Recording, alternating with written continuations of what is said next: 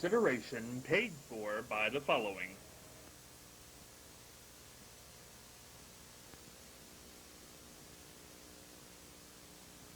The Ohio Neck and Back Pain Relief Center, Scott M. Gray, D.C., across from the Marion Center between TSC and Kroger. For further information, dial 740-386-6580. Also located on the net at goodbackbadback.com.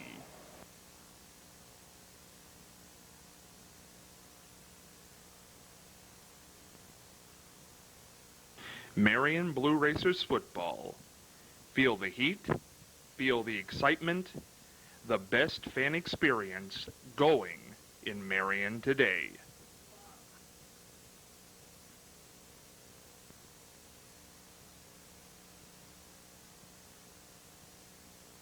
Perkins Family Restaurant and Bakery, located at 1197 Mount Vernon Avenue, right here in Marion. Open Monday through Saturday, 6 a.m. to 9 p.m., and Sunday, 7 a.m. to 9 p.m. Hey, stop into Perkins and take a look at the newly remodeled dining room. Perfect for that family get-together or that intimate get-together with friends. And hey, while you're there, check out the delicious items in the bakery. Perfect for all those Thanksgiving needs, as well as any pie, cookie, or muffin add-on to any meal. Also, check out the Get Crackin' and Biscuit Bake menus. Perkins Family Restaurant and Bakery, a family tradition in Marion for well over 30 years. From our family to yours. Hey, stop on by.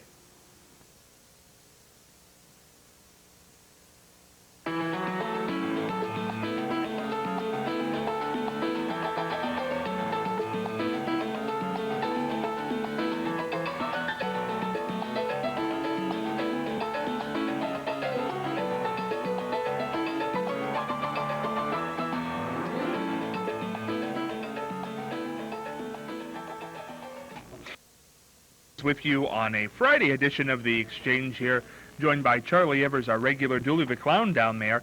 And if you didn't know by now, all week we've been broadcasting right here from Perkins Family Restaurant and Bakery, so I thought it only right that a server should stop by the table and we get a few words with her in just a moment.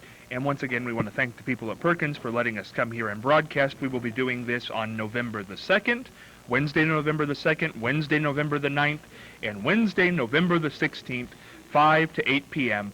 Come in, get a meal, sit around, watch whatever we're talking about. You never know who's going to show up.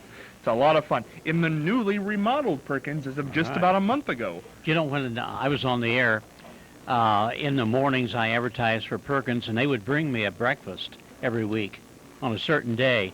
And, boy, I loved, what was it called? It had chicken and some coating on. Oh, it was so delicious. I wish I had one right now. Did Madeline prepare that for you herself? Might have, yeah. Madeline, a long time ago. Madeline spent a lot of time back in the kitchen when I worked here. For sure. Years ago.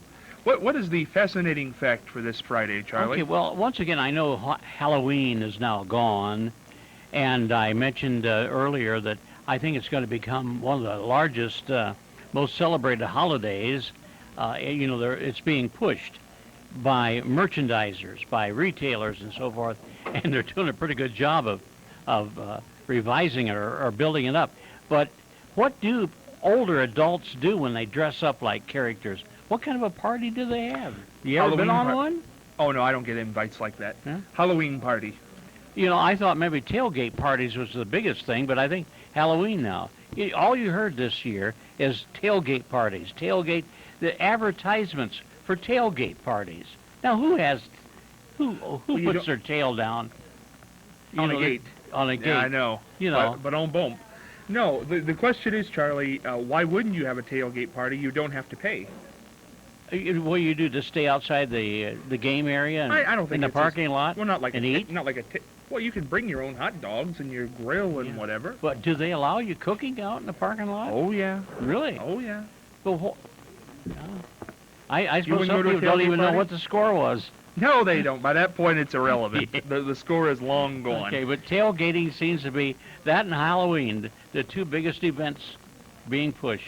And then when everybody's done, they head on over to your scourge, the buffet. Oh, The yes. buffet. Got to tank up, boy. Gee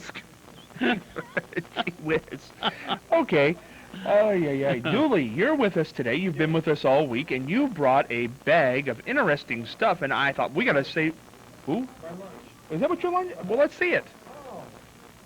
I thought, we'll save this for Friday. I always take this to elementary school when they're having lunch and show them. It's a banana. A banana, that's right. See, I know what my... Big Banana. I used to advertise for a company called the Big Banana. It used to be on Main Street. Yes.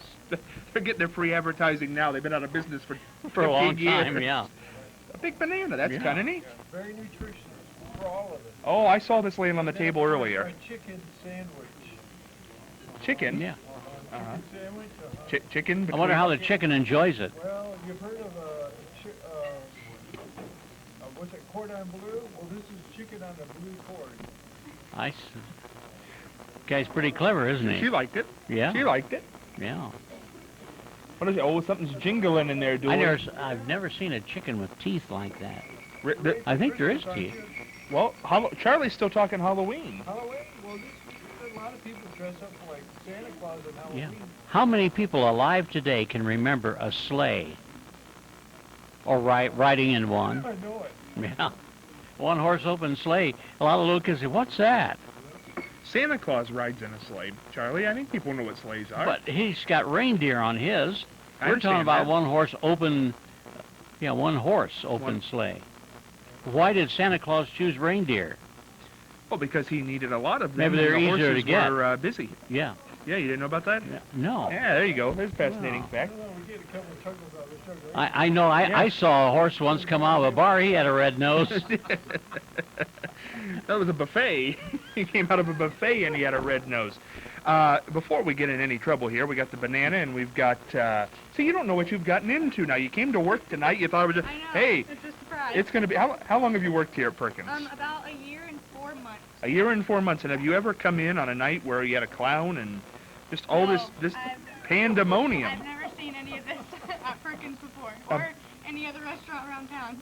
And now, oh, that's good. I'll say that again into the camera. Say, I've never seen this at any other restaurant. Come to Perkins. I've never seen this at any other restaurant, so come to Perkins. You'll never know what you're going to find here. And ask for? Ask for Brittany. Ask for Brittany. There you go. Server. Brittany, What's the most popular dinner that you serve? excuse you. Yeah. Well, a lot of the older crowd, which is what we serve here mostly, I'd say. Oh, They feel like- like me. Yeah. They like the Yeah, turkey. prune juice. Well, we don't have that, but Oh. and I've actually never been asked for that. Yeah. But the turkey and dressing is very popular, Uh-huh. I'd say. And it's Mashed very potatoes good. and beef, I Mashed suppose. potatoes, yep. Yeah. Green beans. What was the breakfast I was talking about? It was chicken with a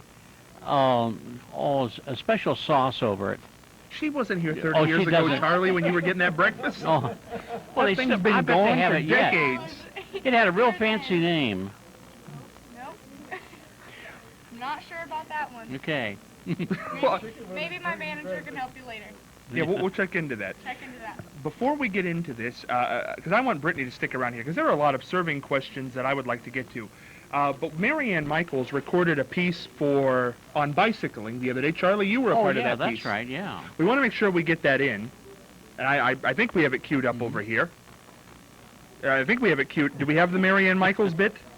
Okay, yeah. Because we want to get that in today, but we're going to come back and talk with Brittany because I want to allow her to check her tables if she has any out there. I don't want to monopolize the time. Yeah, because I wanted to ask her, too, why do waitresses come around and want to take your plate so quick? Are they short in the kitchen plates? Listen, I'll go home, Charlie. You lock up tonight. You sit here. You don't need me anymore. Hey, could I take your plate? You can take my plate. Wait, we're getting the piece queued up. So Okay. go ahead and Yeah. answer. Just I think it's the cluttered feeling if you have a bunch of things Yeah. around, and a lot of times after the meal, people like to sit around and talk, enjoy each other's company, And not look at, You yeah. don't want a bunch of empty. Oh, dirty that's plates good. sitting in front of Okay. you. All right. So, What's a good tip? What's a bad tip? Real quick before we go to this bit. good tip, money-wise. What have people tipped you with? Well, oh, I Do didn't they- know if you meant tip as in, like. Like, Can I what- come in? what horse Hey, is gonna listen, win? I'll come here every day if I can just give you words of wisdom on the way out. Well, I wouldn't Here's my mind that tip. as an extra, maybe, but 20% of what the bill is very good. Anything between 10 and 20 is pretty good. Usually we aim for 15, but 20 is awesome. What's 10% is okay. what's a bad tip? If you see this laying on the table, you say, "Ugh." Well, even if it's good value-wise, change is pretty annoying. But Rattles in your pocket. Rattles around. It adds up. But just if it's below 10% of the bill, then I probably won't be very happy. Well, I tell you what, we're going to let Brittany check her tables here. We're going to go to a taped feature Marianne Michaels did on cycling in Ohio. It was a very good feature. Charlie was a part of it. Let's go to that. We'll come back and wrap up the week. Dooley, Brittany, and Charlie. Go around and pick them up. On a trip to around you weren't on there. Yep. Around Lake Erie. I have one mic, so usually we have a table, but today we're doing a little bit different. Ed Miller and... Bob, why don't you move a little bit closer to me? Okay. Let's get cozy. Okay. That's who got us, that's who got him into it, and he got me into it. One day I took my daughters, or I had to, my wife had to do something, and she'd taken my daughters to Ed Miller's house. What was his wife's name? Phil. Yeah, Phil was giving them music lessons, and my wife said, now you got to pick them up because I got to do this, that. So I would go to his house and I knock on the door and I go in the house to pick up the girls for piano lessons, and there's a post in the living room, the floor to ceiling, with 3 bicycles attached to it. And I can't stand stuff like that, you know. And I said, I don't mean to be impolite, but I've never seen 3 bicycles on a post in a living room before. And he proceeded to tell me about how they'd ridden coast to coast 2 or 3 times. And so we started riding together, and then he got me into it. Well, we're going to put all of this on the air, He so... was very anti-bicycle. He kind of made fun of me for about a month or two, and then all of a sudden... Oh, me? Yeah. Well, you took me on first time you took me out, we went 80 miles. Remember, over by... Okay, Marianne. Okay, I'm ready. All right. We'll go between 10 and 15 here, and just keep your time. Okay. In 5, 4, 3... Well, of course, this is the section on potpourri, and I usually give words of wisdom. And the theme is risk nothing, risk everything. And this is what Mary Tyler Moore says. Of course, she's a famous actress. She says, take chances, make mistakes. That's how you grow. Pain nourishes your courage. You have to fail in order to practice being brave. And I think that's a real good thing to say. But anyhow, I have 2 special, very, very special guests. I taught school with these 2 sitting on either side of me. And they're going to tell us about a wonderful trip that they took. And I want to introduce Tom Gerlach. Tom? Hello. Nice to see you again. Nice to see you. And this is Bob Renaud. Good afternoon. All right, we're going to talk about cycling clear across the country. Can you imagine that?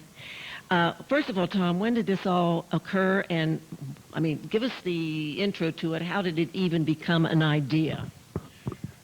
Well, Bob Renaud got me involved in it, and our trip was in 1998, the summer of '98, and in fact we left Marion on the day Bob retired from teaching, and Bob retired. We hopped on the plane and took off for Seattle.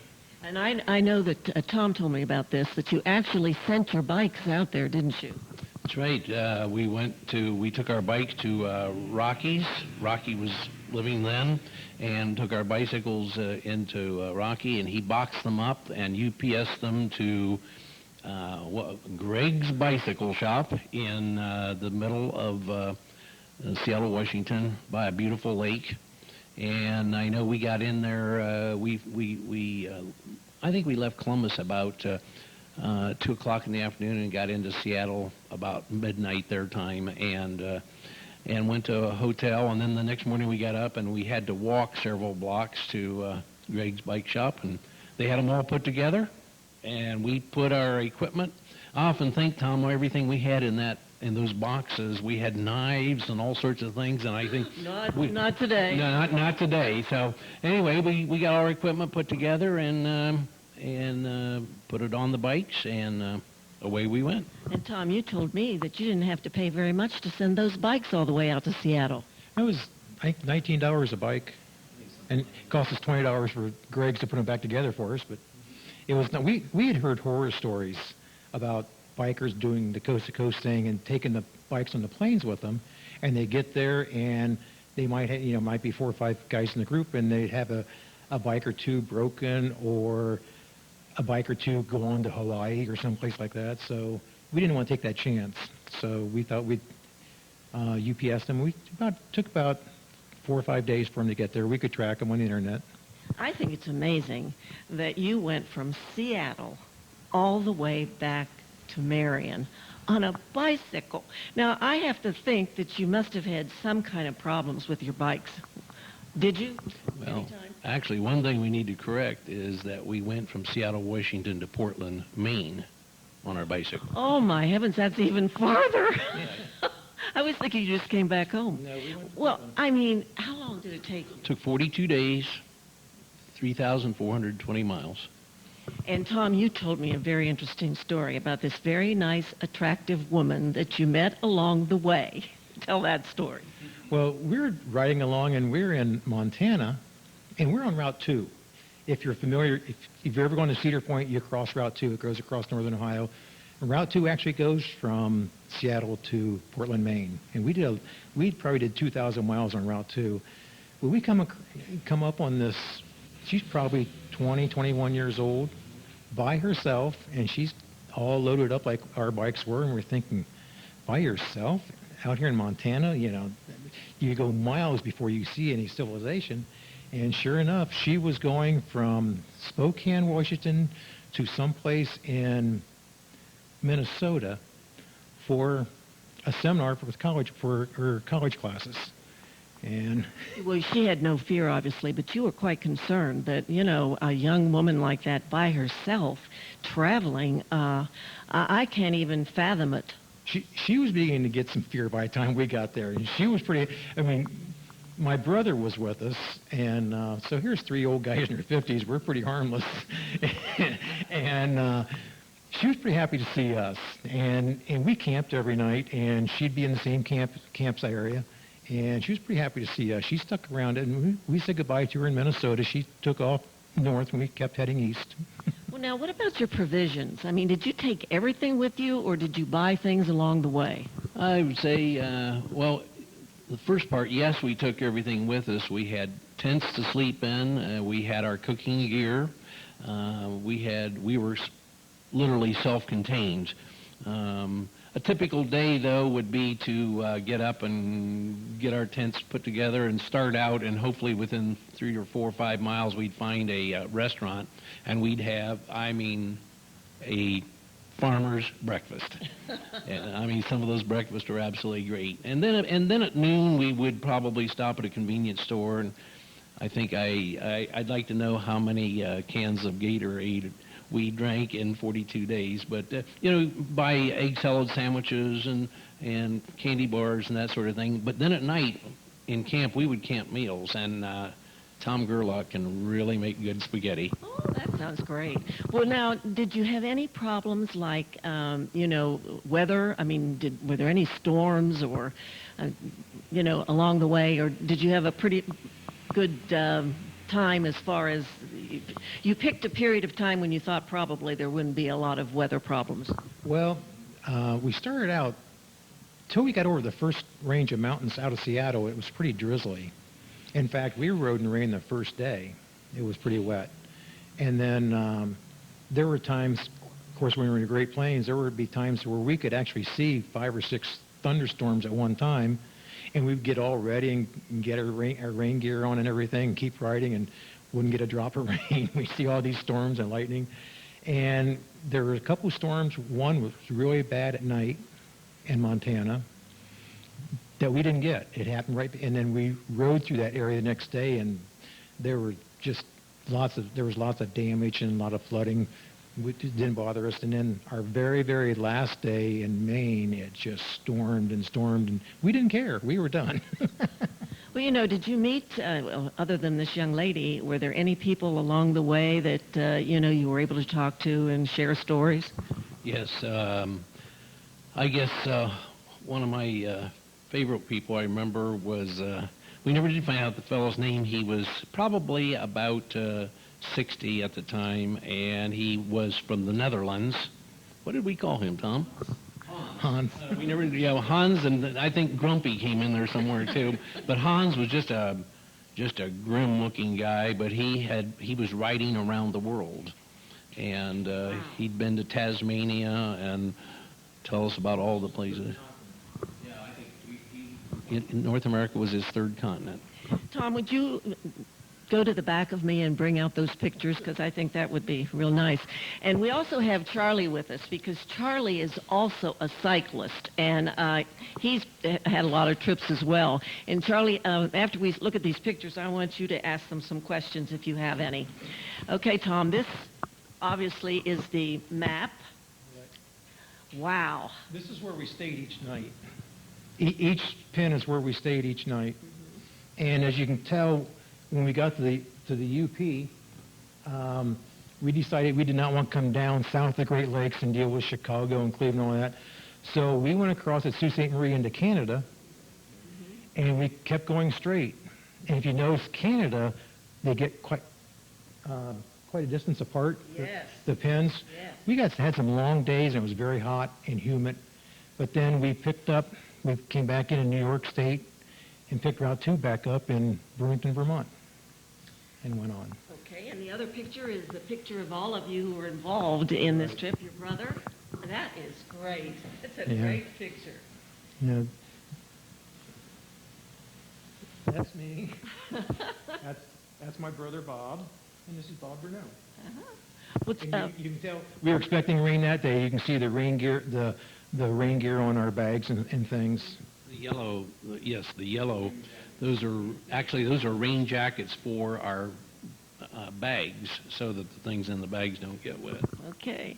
Well, Charlie, you're sitting there real nicely listening, and would you have liked to have gone along with them? Yes, I always wanted to do a trip like that, but having to work, and then when I retired, I was too old. But what was your biggest problem going across the country? Was it headwinds?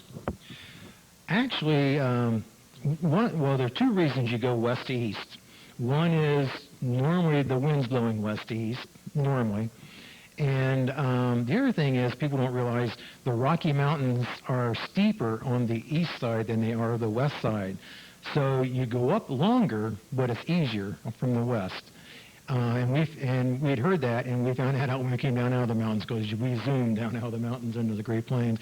But one day we had probably 40, 50 mile an hour winds, and they were behind us.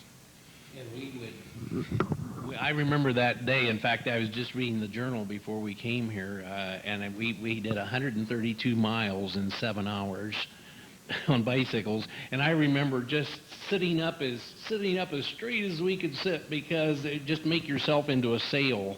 And we moved out that day. That was something else.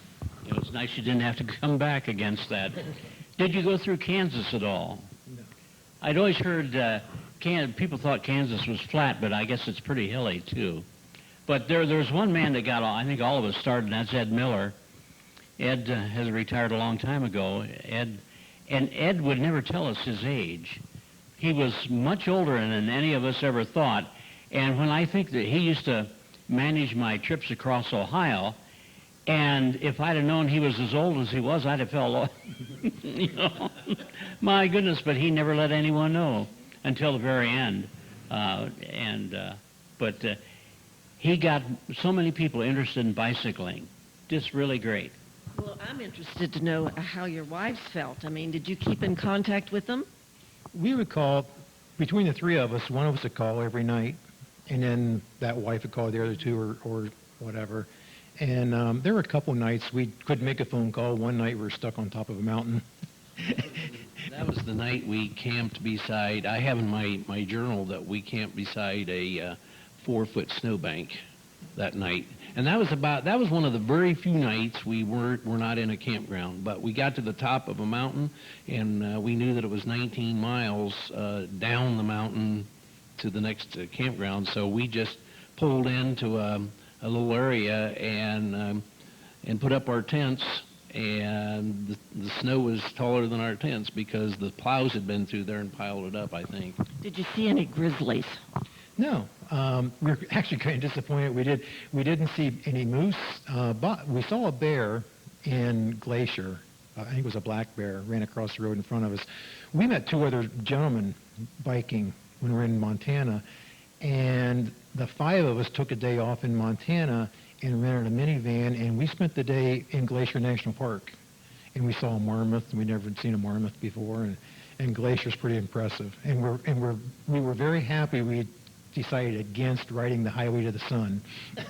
And once we got on it in the car struggled. Well, it sounds like a really interesting, you must have been very proud of yourselves. I know I would have been. You know, a sense of accomplishment, and I remember how hard it would be some afternoons after you'd already ridden 60 or 70 miles and you knew you had 20 to go to the next campground, and it was 90 degrees. And there are times over the last 14 years that something has come up that's kind of hard, and I just say to myself, remember what it was like on that bike. Remember that you had to struggle, but it was worth it. Well, you know, Tom, I know that you and your wife love to do all kinds of outdoorsy things. What are some of the other things that you do normally? I think you try to get to all of the national parks? Yes, we've toured most of the national parks out west. We camp. We have a boat. We do boating, and every now and then I get on a bike, but very rarely. Charlie, anything else? I just admire you guys for the courage and everything, and to do something I'd always wanted to do. The longest I ever traveled was across Ohio in a 4 days' time. But it was interesting, the people we met, too. Well, what do you do? I know, you know, Bob, didn't you have a bus that you took a tour called Bob's Bus? I had two 24-passenger buses. I sold them about 2 years ago, but took people, primarily senior citizens and a lot of Amish people. We hold a lot of Amish people. We were in about 20 states with those buses, so I got to see a lot of things. I think it's interesting. And I'm so glad that you came all the way from Columbus, Tom. And, of course, Bob, you live here. And are you doing anything special this summer? Or this I have winter, I mean? have some lawns that I mow, and I'll be going down to Anna Maria Island in Florida after Thanksgiving. But Tom? No. I just worked Saturday I volunteer for Honor Flight out of Columbus that takes World War II vets to D.C. And that's a lot of fun, pretty rewarding. So if you know a vet, a World War II vet, get them signed up. Just go to honorflight.com and fill out an application. We won't be doing any more flights till spring because of the weather, but it's pretty impressive. I think it's very nice, and thank you both so much for being on The Exchange. You were wonderful guests, and thank you, Charlie, as well.